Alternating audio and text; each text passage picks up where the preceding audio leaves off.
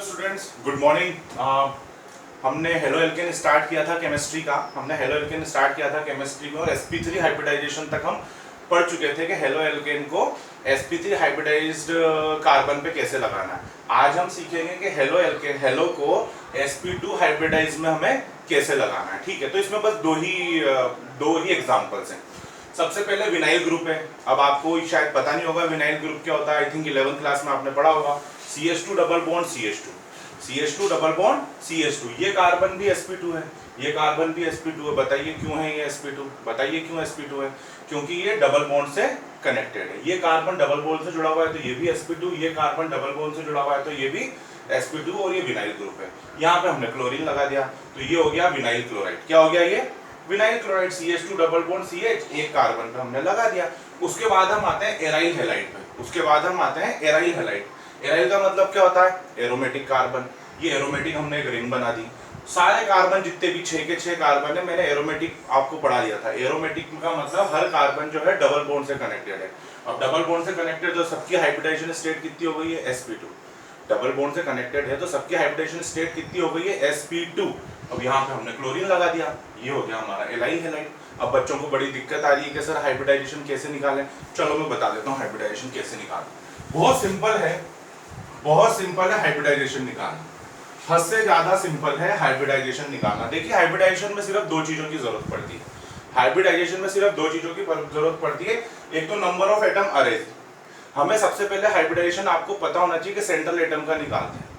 Hybridisation हमेशा central atom का निकालते हैं। उससे अब सेंट्रल एटम से कितने दूसरे एटम जुड़े हुए हैं? सेंट्रल एटम से कितने दूसरे एटम जुड़े हुए हैं और लोन पेयर कितने हैं? बस दो चीजों की जरूरत है। चलो एक एग्जांपल लेकर के सीखते हैं। चलो से फॉर एग्जांपल CH4 मैं यहां लिख रहा हूं, यहां पर भी मैंने सब कुछ लिख रखा। ये CH4 है। अब कार्बन ये सेंट्रल एटम है तो बताइए कार्बन से कितने दूसरे एटम जुड़े हुए हैं? Carbon central atom. अब इस कार्बन से कितने दूसरे एटम जुड़े हुए हैं? दिख रहा है हमें कि कार्बन से 4 एटम जुड़े हुए हैं। तो हमने लिख दिया कि कार्बन से 4 एटम जुड़े हुए हैं। अब हमें लोन पेयर बताइए कि कितने लोन पेयर हैं। हम सब जानते हैं कि कार्बन के पास 4 इलेक्ट्रॉन होते हैं और चारों के चारों उसने किसको दे दिया? हाइड्रोजन को। तो 0 लोन पेयर, तो ये 0 लोन पेयर। ठीक है, तो 4 + 0 = 4। अब इस 4 के हिसाब से कौन सी हाइब्रिडाइजेशन स्टेट आएगी? मैंने सब लिख रखी। अगर टोटल नंबर यहाँ पे 2 आता है तो sp2 sp। अगर टोटल नंबर यहाँ पे 2 आता है तो sp। अगर टोटल नंबर एटम यहाँ पे 3 आते हैं तो sp2। एक s का 2 p के। अगर ये 4 है, यहाँ पे ये 4, अगर जैसे ये 4 आंसर आया है तो sp3। अगर 5 आया है तो sp3d। अगर 6 आया है तो sp3d2 और अगर 7 आया है तो sp3d3। चलो देखते हैं। अब ये 4, तो 4 के हिसाब से कौन सी हाइब्रिडाइजेशन हुई? sp3। चलो एक और एग्जांपल लेते हैं। नीचे लिखा हुआ एग्जांपल, ये देखिए नीचे एग्जांपल लिखा हुआ है अमोनिया का NH3। अब सबसे पहले हमें ये निकालना है कि भैया हमारा सेंट्रल एटम कौन सा है। सबसे पहले हमें ये निकालना है कि हमारा सेंट्रल एटम कौन सा है। हमारा सेंट्रल एटम है नाइट्रोजन। अब आप मुझे बताइए नाइट्रोजन से कितने और, ध्यान रखना, नाइट्रोजन से कितने और एटम जुड़े हुए हैं? कि सर यहाँ लिख दिया हमने 3। नाइट्रोजन से कितने एटम और जुड़े हुए हैं? कि 3। अब नाइट्रोजन के पास लोन पेयर, नाइट्रोजन के पास लोन पेयर के लिए भी बताते हैं आपको। नाइट्रोजन जो है ग्रुप नंबर 15 में आता है। नाइट्रोजन जो है ग्रुप नंबर 15 में आता है। नाइट्रोजन ग्रुप नंबर 15 में आता है। इसके पास वैलेंस इलेक्ट्रॉन है 5। इसके पास वैलेंस इलेक्ट्रॉन कितने होते हैं? 5। 5 में से इसने 3 तो क्या कर दिए? यूज में ले लिए, काम पे लगा दिए, नाइट्रोजन को दे दिए। 5 में से 3 तो इसने क्या कर दिए? नाइट्रोजन को दे दिए। तो बचे कितने भाई? इसके पास 2। कितने इलेक्ट्रॉन बचे? इसके पास 2 इलेक्ट्रॉन बचे। भैया 2 इलेक्ट्रॉन बचे कि नहीं बचे? अब 2 इलेक्ट्रॉन का मतलब पेयर कितना होगा? 2 इलेक्ट्रॉन का मतलब पेयर तो एक ही हुआ ना। 2 इलेक्ट्रॉन का मतलब पेयर एक हुआ। और हमें क्या चाहिए? Lone pair. हमें क्या चाहिए? Lone pair. तो 3 + 1 = कितना हो गया? 4। अब 4 के हिसाब से कौन सी हाइब्रिडेशन आ रही है? sp3। Again sp3, very nice. एक बार और sp3, एक बार और sp3। क्लियर? चलो एक और एग्जांपल देखते हैं। चलो एक और एग्जांपल देखते हैं। डाउट्स तो जितने हो उतने क्लियर करने चाहिए। बहुत सिंपल है। क्या क्या चाहिए आपको हाइब्रिडेशन निकालने के लिए? सबसे पहले सेंट्रल एटम को पहचानो। उस सेंट्रल एटम से कितने दूसरे एटम अटैच है? लोन पेयर निकाल, बस सब कुछ लिखा था। एक और एग्जांपल ले लेते हैं। चलो H2। अब इसमें सेंट्रल एटम पहचानो, दिख रहा है सबको? सेंट्रल एटम कौन है? ऑक्सीजन। ऑक्सीजन से कितने एटम अटैच है? देख लो, ऑक्सीजन से 2 हाइड्रोजन अटैच है।